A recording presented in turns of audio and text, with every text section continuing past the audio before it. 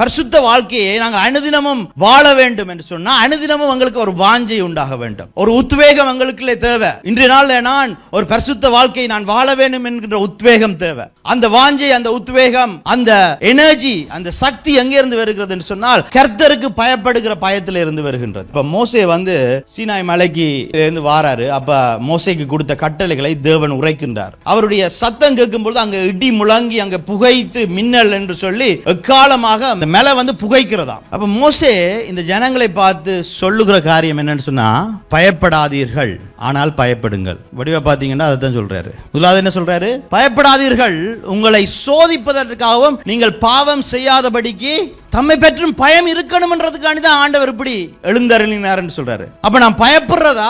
பயப்படக்கூடாதா?